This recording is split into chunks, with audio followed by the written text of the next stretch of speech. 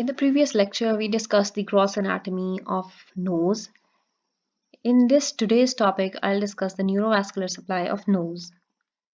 So, innervation of the external nose is such that from above, external nose is supplied by the infratrochlear nerve.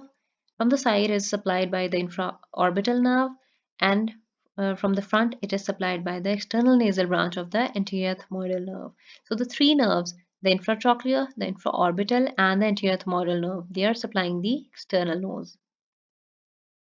The arteries supplying the nose are very important because clinically we have a condition called the epistaxis, which is when small children they pick nose, the little's area, the Kisselback's area is the point where the arteries supplying the nose they make an anastomosis.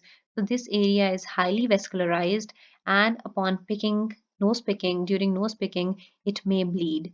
So this has clinical significance. So the arteries that are supplying the nose, we divide the nasal cavity as well as the nasal septum into four quadrants. If we divide into four quadrants, we can easily remember the blood supply of the nose.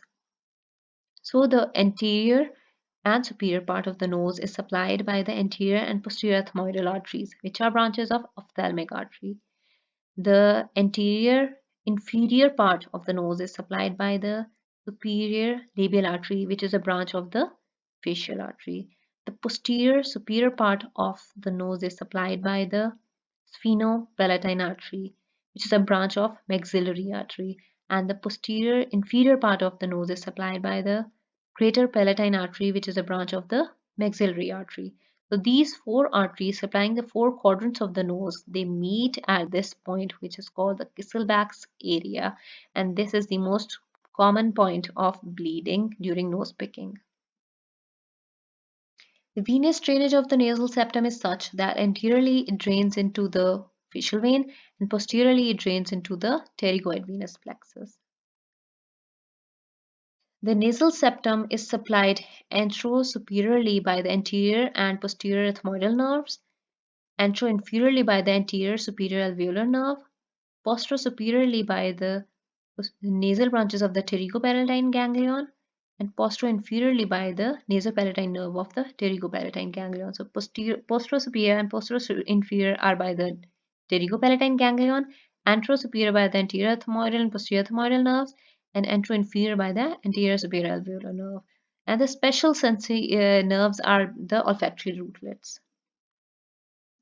The arteries supplying the lateral wall of the nose are the same as the nasal septum, the four. Anterosuperior is the anterior and posterior ethmoidal arteries.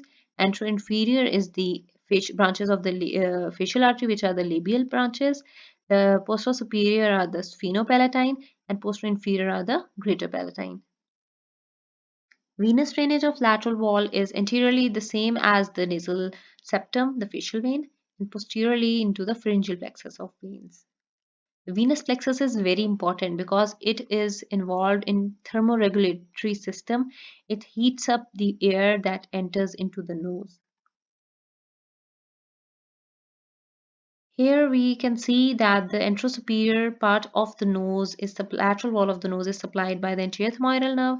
The anteroinferior one is supplied by the superior alveolar nerve, which is a branch of infraorbital nerve, which in turn is a branch of maxillary nerve.